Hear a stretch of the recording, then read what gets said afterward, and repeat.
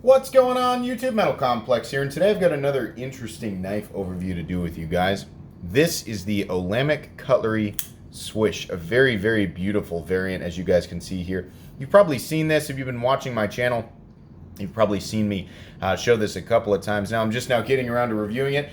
This knife was provided for review by my good buddy Jeff Goodnow, who has been kind enough to provide me with some truly amazing stuff on this channel. So if you see arrowheads down in the comments section, give him a thumbs up. Thanks a lot, Jeff. I really appreciate it. Let's go ahead and get a measurement on this guy. Overall length of the Olamic Swish coming in at about 8.5 inches, maybe 8.6 inches overall. From tip to scale, you're looking at about 3.75 inches, measuring to that point right there. Blade length on this guy, just a hair under, maybe 3.6 inches. There is quite a bit of forward choil there, making room for that. How about some size comparisons? Up against the Ontario Rat Model 1, Rat 1 coming in at 8.6 inches overall, so you can see there it's almost exactly the same length. How about up against the Spyderco PM2? PM2 coming in at 8.3 inches overall. How about up against the Benchmade Griptilian, or in this case, the Ritter Hogue? Ritter Hogue coming in at 8 inches overall. And last but not least, the Spyderco Para 3. Para 3 coming in at 7.25 inches overall. So it's a big knife, but the profile of it makes it feel more like your 8 to 8.25 inch knives. It just, in my hand and in the pocket, this knife just doesn't feel like 8.5 inches in the same way that the Rat does, if that makes sense. This feels like a pretty large work knife. This still feels like an EDC knife, though it's probably due to the fact that the titanium is milled out. Speaking of that, since I'm making a weight reference, let's go ahead and weigh it. Total weight on this guy coming in at 4.3 ounces. Let's weigh it again. 4.3 ounces. Yep, 4.3 ounces. So just a little bit more than 4.25. So it's important to keep in mind, you know, those of you who are familiar with Olamic know this, but Olamic Cutlery does this thing where, like, almost every single knife that they put out there is different. And I mean, like, I think even some of the hole patterns on some of these are different, but in terms of the Swish, this particular knife, it only has one blade shape, and that's this blade shape, which is hard for me to categorize. We'll talk about that in a second. But then you have all these different finishes, different steels, different handle materials. This one is titanium with their entropic finish. Entropy being a lack of predictability, which obviously is what happens when they apply this finish. You have this completely random multi-anodized, I mean, this amazing anodization that I've described before as liquid magic dripping down the blade. So that in and of itself, that finish can be different, but you can have different amounts of material and different types of material in the handle, so the weight is going to be different. I would imagine this is probably on the lighter end of some of the stuff they offer. Obviously, if they make a version of this that's got milling and little pieces of carbon fiber in it, might be pretty light, but there's a full titanium version of this that weighs a little bit more. There's going to be some variances in weight, probably between 4 and 5.25 ounces, I would guess, somewhere in there. But given how different all of them are, I mean, it's even, I think it's even in their slogan, it's like never the same. They've got so many different types that it's really hard to say definitively it's going to weigh exactly this much. Let me give you guys an example of the action. This is pretty new. It's got that typical Olamic Cutlery feel where the detent is nice and snappy. It's the appropriate heft. I would say it's about medium to medium heavy. The flipper tab is designed in a way that makes it very easy to deploy, and it's very reliable. There's no, I would say the action is more so stiff than anything else. It's just that new feeling that you get when a knife is sort of breaking in. Like other Olamic Cutlery knives and knives in this caliber, once that ceramic detent ball wears its path into the blade, it will likely become very smooth. But it absolutely is, you know, feels like action that you would expect on a knife of this caliber. We'll talk more about that. So this knife is in a price range and caliber of, you know, it's very, very expensive. So right off the bat, it's just not gonna be for everybody right there, which is why, you know, I said in the beginning, I've got an overview for you guys. That's generally what I do with these really, really expensive knives, because it's, I mean, I'd be kidding myself if at the end of these videos I was like, this knife is for everybody and every single person should go out and drop $800 on this knife, which this particular variant of the Swish is.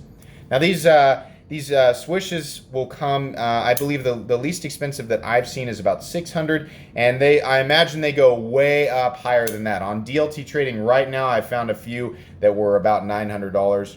Jeff told me that this was about $800, but yeah, right there, it's going to be out of people's price ranges. So this is going to be more for people looking for a functional cutting tool that's got some good utilitarian design features, but also has elements of human interaction and, you know, just the development process, the handwork, and some of the intricate details. When somebody's looking for something beyond a utilitarian piece, something that's got some uniqueness and some real work in it, then, you know, that this is a knife that would be for that person. So let's take a look at the anatomy of this blade. What we have looks like a really, I mean, to me, it kind of looks like a really stretched out sheep's foot blade, but because of the shape and this sweeping nature, you still end up with just kind of, it's a drop point blade, I guess. I mean, there's elements of reverse tanto in there. There's elements of sheep's foot that's just extended out, but really what it comes down to me is it looks like a drop point blade. The actual classification of blade might be different, and somebody who is a blade shape master might be able to clarify in the comments section. In any case, though, very beautiful. You do have a fuller that runs all the way out to, I guess, the nose of the blade. And what that's nice for is when you're doing the reverse flick, you can use this hole if you want, or you can just put your finger in whatever part of the groove seems to fit your fancy. You know, it's going to work really well for that. It's going to be a little bit of a gunk trap, but that's never really been that big of an issue for me. Let's measure the blade thickness here real quick. I'm going to guess this is about 140 thousandths. Oh, it's less than that. Is it really? Come on now. Let's try this. That can't be. It can't be 100. My calipers are saying 120 thousandths. You know, it might be. I mean, here's the Doug Ritter. Let's do that one more time, just to be sure. Let me get it right on the spine. Yeah, 130 thousandths I would say is probably accurate. That would, I mean, it might just be the knife looking at it, you know, the profile that's throwing me off there, but yeah, I guess 130 thousandths would make sense. You do have, you know, where it actually drops towards the cutting edge, it's got plenty of room to drop, so it doesn't get insanely thin down there behind the edge, but definitely, like I usually say, thin enough to do your everyday cutting tasks if you so choose to do those types of things with a knife like this. It's definitely capable of cutting. In fact, the belly, or the shape of the belly, excuse me, let me wipe that fingerprint off there. That's going to drive me crazy for the entire video. The shape of the belly and how elongated it is going to make this really, really good at slicing tests. It's also going to be pretty good at puncture tasks, and you have a fairly robust tip down there to the edge. The entire blade looks really elegant. The fuller in there, that mixed with the quality chamfering they've done all the way down. I mean, there are no sharp spots on any of this. Really, even down here is really not all that sharp. A little bit, but you know, your fingers really aren't going to be down here. It's mainly up here. Your fingers might contact that blade, and everything around here has just been nicely chamfered out. I really, really like that. There is a little bit of room to choke up. It doesn't look like there would be, but there is. And the curvature of the spine right here makes this area for your thumb, where you're resting here, very, very comfortable. In fact, I'll go ahead and say right now, the ergonomics on this guy, I did not expect to like. This was one of the knives in Olamic's lineup that I was like, it's an Olamic, so I'm sure it's great. It just doesn't look like it's going to be for me, and it doesn't look like it would be comfortable to hold. I was completely wrong. This 100% was designed for the human hand. It's very, very comfortable, whether you're choked up, whether you're back here. They do that well. I should have known better. I mean, that was kind of a dumb thought on my point. Of course it's going to be ergonomically great. It really, really is great. Taking a look at these titanium scales, you can see there this quality chamfering continues down. Isn't that beautiful? I'm sure you guys are like, we're not even listening to you. we're looking at the knife. These hues of bronze and purple and blue are just like insane. They're absolutely insane. There's obviously a polish applied to this titanium scale as well, and then their entropic finish. It's just beautiful. On top of that, you have these holes that are cut into the scales, and they're shaped like bowls, so you get the reflectivity as the light dances around. It's just crazy. Chamfering continues all the way around the scales there. Very, very, very beautiful. Nothing, in terms of what I'm feeling on the scales, there's nothing here that feels sharp. Even these points up here, which really are just there to accommodate the lines of the that little hole there, nothing really feels sharp. It doesn't feel like anything that would bother me if I was really going to use this. You have a nice flat show side pivot there. Unfortunately, we do have T6 handle screws. I don't like that, but it's never really been a deal breaker for me, so okay, whatever. Nice large area for a lanyard if you so choose to use one. This particular backspacer is, I think they call this their gold nugget backspacer because it kind of looks like ore gold. Obviously, it's been anodized to match the frame. They have a bunch of different choices for backspacer. They are not all the same. This one is floating. It looks really, really nice. This probably wouldn't be the backspacer that I would choose, but I know a lot of people would absolutely love that. So pretty cool. Flipping over to the other side, we've got a pocket clip with that ceramic ball.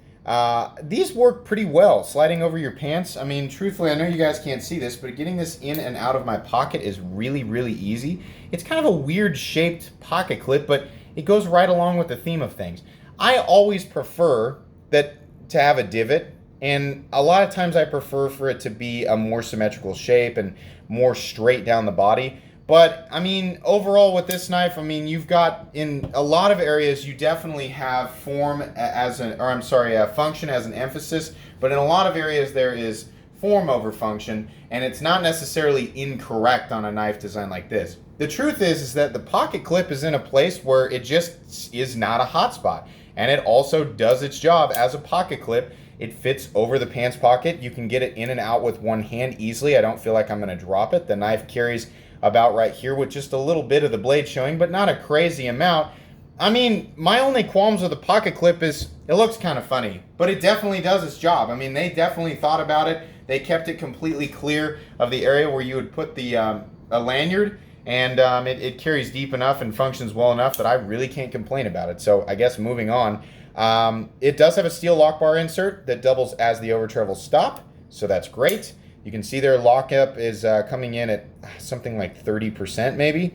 The centering on this guy is absolutely perfect. That's something that you are always going to get with Olamic knives, at least in my experience. You can see they're in there. They are numbered. Now this knife, a lot of you guys are wondering, like, is this a custom? Is it a mid-tech? Is it one of those weird custom techs that's like in between? So I talked with Eugene Solomonic at Olamic Cutlery, and I said, I just want to know, kind of where you classify this knife so that when I do a video, I know what I'm talking about. And he said there is a little bit of CNC in the Swish.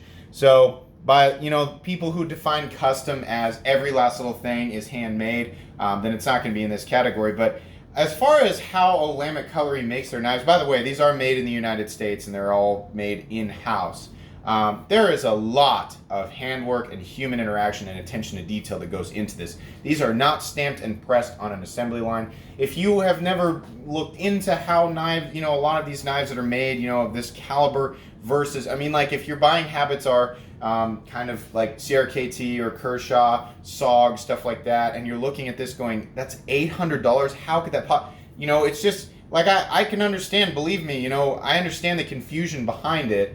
But basically when you manufacturing something in the United States, and there's a lot of additional processes that require a person to stop and check and make sure that the tolerances are exactly right, that this piece is fitting exactly with this piece, and that every last little finish and everything is applied exactly right. It costs a lot more money.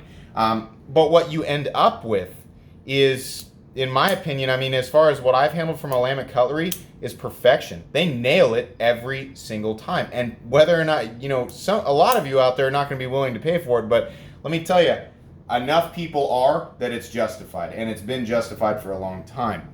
I love Olamic Cutlery. In fact, the Wayfarer is one of my favorite knives of all time, definitely. But just to kind of throw that in there, like I said, these knives are not going to be for everybody, but as far as this one goes, I think it's made insanely well. I'm sure a lot of you are wondering, what is the blade steel? So it looks like, as of late, they've been using a lot of 204P or M390, 20CV. It's all the same thing, same composition.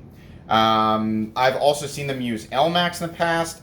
I know they've used S35VN and CPM 154. They're also using Damasteel and probably, I know they use CTS XHP. I imagine they still have a wide variety of different steels that they use. If this is one of the newer models, I'd have to guess it's probably either LMAX or M390. That's generally what I've been seeing from them.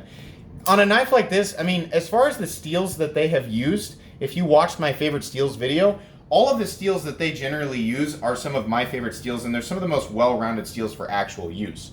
The crazy thing about Olamic Cutlery's designs, at least in my experience, is they are fantastic aesthetic works of art, but kind of hidden amongst all this craziness is an obvious utilitarian design. I mean, you strip this down. Let's imagine here for a second we take all the color away, all the aesthetics, all the holes. You put a tumbled finish on the blade. You just put a dark tumbled finish on the whole thing. It's a tool. It's absolutely a tool. The thing is super easy to deploy, get in and out of the pocket, whether you want to do a thumb flick like that or you want to do a reverse flick like this. I mean, however you want to deploy it is fine. And then actually using it, using the blade as far as the blade shape, yeah, it's absolutely a tool. And they're really good at designing things like this. It's absolutely amazing. Also, we didn't talk about this. The finish on this one is obviously a hand rub satin finish. You can see those lines out there, how perfectly they got them out to the tip. I have definitely seen some subpar hand rub satin finishes, and I'm not the pickiest guy in the entire world, but I can always tell when there wasn't a lot of attention put into it. This definitely is. This just looks phenomenal. It's very beautiful. Like I said, a whole bunch of different finishes with these guys. I've seen the dark acid wash finish. I've seen tumbled. I've seen satin. They have mirror polish. They've even, sometimes on their custom knives, they do compound blades. I've never seen that on this. They also have the Damasteel version of this. They have different, I've seen versions of this knife that are actually Mokutai or Timascus or, whatever you want to call that. Different, solid handle material. If you go more plain Jane, I saw one that was just like a plain blade finish and had just bronze titanium scales for 600 on DLT, and then I saw one that was definitely more full dress. Damasteel had like bronzed hardware mixed with sort of a Lady Liberty green, looked like a patinaed copper finish, and had all these intricacies all over and that was a $950 knife. I imagine they go up much higher than that, but you're going to see a wide variety. I'll tell you this. If you're interested in Olamic Cutlery, you're interested in paying, you're past the point where you're like, all right, I want to spend some money and get something that's kind of unique and kind of cool. You want to know, are Olamic Cutlery knives made well? Yes, you should never, there's no part of you that should be fearing the quality or craftsmanship of Olamic Cutlery. They don't need me to say that about them. They've been around for long enough and enough people enjoy their products that they're pretty set in that positive light. So you're good there. You're going to be getting something interesting and unique. If you're looking for something interesting and unique, and you also want something that, maybe I would carry this, maybe I would actually use it, then yeah, it's going to be for you. For the vast majority of us, no. Most of us are not spending more than about $150 on knives. That's what I believe anyway. So this is really, really cool. I thought you guys might enjoy taking a look at it. I love showing stuff like this every now and then. Absolutely. Thanks to people like Jeff, I'm able to do that. But guys, that's going to be pretty much it for today's video. If you enjoyed this video, please leave a like. If you'd like to check out my other content, I do of course have lots of videos of knives that are either expensive or inexpensive that I do or don't like, so check those out. And if you enjoy all my content, then go ahead and click that Metal Complex logo right there and subscribe to my channel, because there's definitely more coming. Thanks again for watching, everybody, and have a great day.